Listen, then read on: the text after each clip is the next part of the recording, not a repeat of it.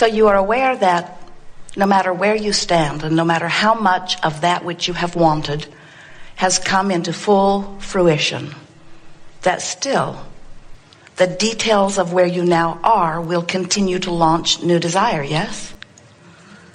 So it will never be possible to become finished with desire. Is that right? It is, isn't it? That's why we refer to all of us as eternal beings. Many of you are knowing that you are source energy in a physical body, and that this physical body is in fact an extension of that source energy. So here you are, literally, leading edge source in a leading edge environment. You get that?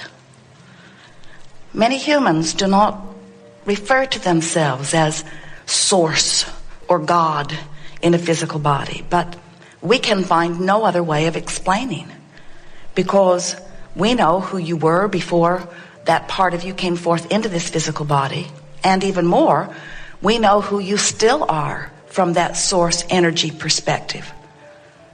So it's easy for us to, at any moment, identify that you are predominantly source energy, but that source energy has a physical, human, leading edge perspective that is thinking and creating. And the reason that we take the time to explain to you these two important aspects of who you are is because these two important aspects of who you are vibrationally playing off of one another all the time. In other words, from your source energy standpoint, you know your value. You feel utter worthiness. In fact, worthiness is not even a word that would be coined in the vibrational vocabulary of non-physical, because it is a non-issue. In other words, you can't not be worthy, so it isn't talked about. It's just known. Your well-being, your value, who you are, is just known by all that is and by that non-physical part of you. So if you are standing in your physical form and you are finding fault with yourself, feeling inadequate or inappropriate or not enough, you're going to feel a discord rippling through your body in the form of emotion, negative emotion, because all of your emotions are your in-the-moment indicator of the alignment with the thought you're thinking in the moment and how you really view same perspective or same thought, same situation, same condition from your broader non-physical perspective. So these 2 points of vibrational relativity are playing off one another constantly, and your emotions are the feedback of that. So did you get that? That means that by paying attention to your emotion, you know how what you're thinking in this moment meshes or doesn't mesh with how your source energy, inner being, is feeling about same subject in same time.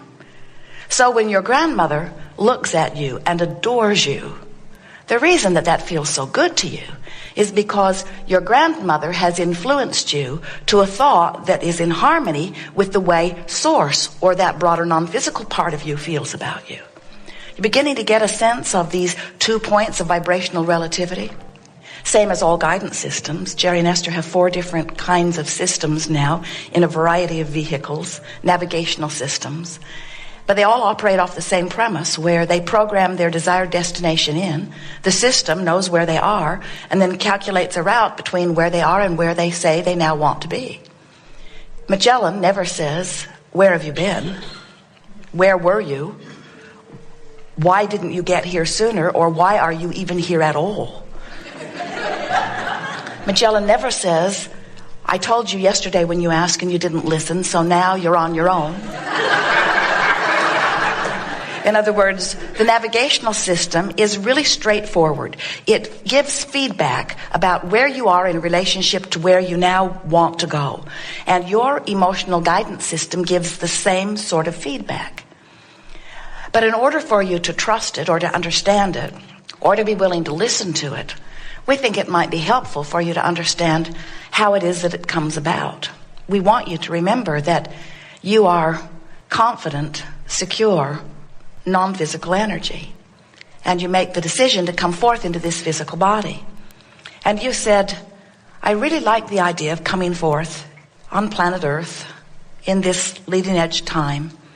I particularly, you said, we told you we would remind you, I particularly like the variety that is upon the planet. Because from this variety, I will be able to sift and sort and come to my own personal conclusions about what I prefer. Because you said, we said we would remind you, I am a creator going forth into a leading edge creative environment. And what could be better than variety from which I will choose? And then you said, and as things happen, which help me to know, don't like that, would like that better, don't like that, would like that better, really like that, would like more of that.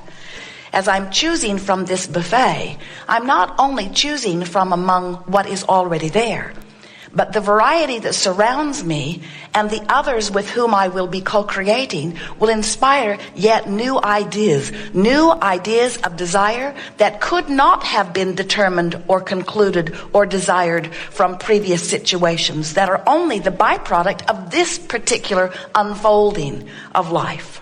So you said, I'll go forth and I'll let the variety inspire me to the new idea. Now this is the part that we so want you to remember. Most of you don't remember it until we tell you. As we tell you, many of you begin to feel resonance with it.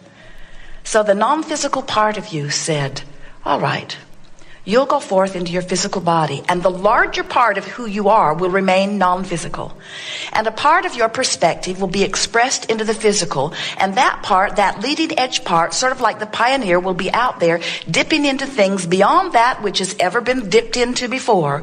And as you are dipping into those new places, interacting with those new people under those new conditions, you will come, you leading edge part of that which is source energy, you will come to new leading edge conclusions, decisions about what you want. New preferences will be born within you. And here's the part we want you to remember. And when that preference is born, source energy part of you said, we will go completely to that new idea, and we will resonate totally with that new idea. We will literally, vibrationally become it.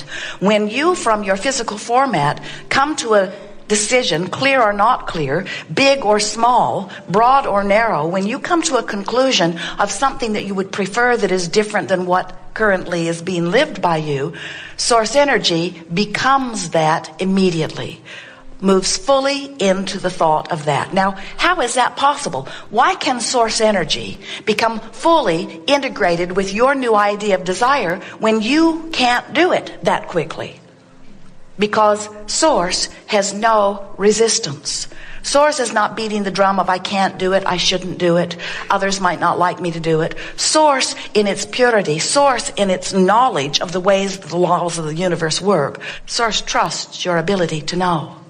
Source knows that you are the leading edge one living the leading edge experience, and that if your leading edge life has caused you a leading edge desire, that it is a leading edge desire worth following. Isn't that nice to know?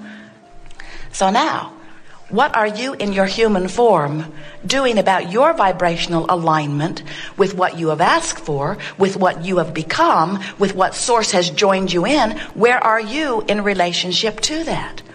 In other words, life causes you to ask for more money, and source says, of course.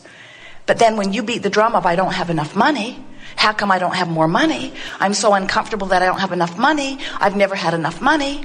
That person over there has more money than they should have. As you are beating the drum that amplifies your awareness of where you are in relationship to money instead of where you want to be in relationship to money, there is a vibrational discord between you, and it shows up within you in the form of negative emotion. When you say, I don't have enough money, you feel the discord. When you say, I would like to have more money, there's less discord. When you say, things always work out for me, there's less discord. When you say, whatever I want is flowing, there's less discord. When you say, well-being is always mine, there's no discord, and the money flows into your experience. But you cannot continue to offer a vibration in opposition, not only of what you've asked for, but of what you have become. Oh, those are fairly new words, friends, and we so much want you to hear them, because every negative emotion that we see you experiencing and every lackful experience that you are living is only as a result of one thing. You're not letting yourself go to who you have become. Can you hear that? Before you can really hear it, you have to get a sense of the continuum of who you are. You were non-physical energy before you came into this physical body. Do you get that? And can you also hear not only that you were non-physical energy, but the larger part of you still is non-physical energy? You talk about that when you think of inner being, or when you think of God, or when you talk of soul. But most physical humans think dead or alive. So I'm non-physical or physical. And so many times people will sit in the hot seat to visit with us and they will say, Abraham, why have you chosen not to be physical? When will you come forth and no longer be non-physical and be physical in a physical body? And we say, we will never come forth and not be non-physical and only be in a physical body, and neither will you. There will always be the non-physical part of you that is the larger part of you, the eternal part of you, the continuum part of you, you see. So what this gathering is about, it's not about the eternalness of your being. That is a given. And whether you understand it or not, you just are. And when you croak, we love that disrespectful word. And all of you will croak, you know that. Croak, croak, croak. You're all going to croak. You're not going to remain in this physical body. You are going to reemerge back into non-physical. And really, what you know about that from your physical perspective will not matter at all when you croak. Because when you croak, you'll close the gap. You'll be non-physical energy, and you'll have clear view of all of this. So we're not talking to you about the gap between who you may be allowing yourself to be and who you really are, because you need to know in terms of your eternal salvation. That's not in question. You are pure positive energy, and your eternal salvation is a given. You are source energy here in a physical body, and you will never separate yourself from that, except for the thoughts that you choose that don't allow your connection. You can't set your radio dial on 630 and hear what's being broadcast on 98.7. And you can't set your tuner on not enough money and have enough money. Or on I'm unworthy and feel worthy. Or on I'm not good enough. Or on things aren't going well for me. Or on I'm a victim. In other words, you just can't beat the drum of what you don't want and in that moment be a match to who you really are. But when you die, there is not death. But when you have that experience that you call death, when you withdraw your attention from your physical expression, you will reemerge back into non-physical, and that vibrational gap will be closed. There'll be no resistance within you, and you will be that source energy in completion that you have hoped that you would be. So this gathering is not about that. That happens whether you know that it is or not. This gathering is not about teaching you how to want. Your life experience produces all of the desire that you knew that it would when you made the decision to come forth. This seminar is about helping you, while you're in your physical body, to close that vibrational gap so that you can begin to more consciously allow the fullness of who you are to express here in this physical life experience. When you're tuned in, tapped in, turned on, when you are allowing your connection to source energy, you're high on life. You are in love with life. You feel good. You are clear-minded. You are flexible. Your physical body feels good. You are resilient. Your physical body is healthy. In other words, in that connection, in that absence of vibrational resistance, you are thriving on all fronts, you see.